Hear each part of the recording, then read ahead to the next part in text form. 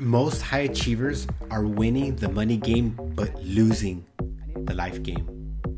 By 3 p.m., you aren't just tired, you're paying an exhaustion tax. You're giving your boss your brilliance and giving your family your scraps. I'm Tony Arreola.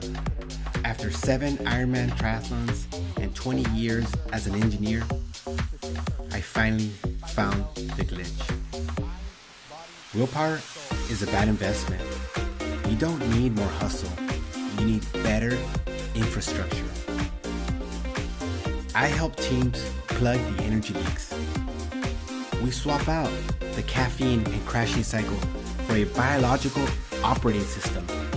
It's the difference between staggering through your front door exhausted and having the fuel to be the person your family actually missed. Stop paying the tax. Start collecting the dividends.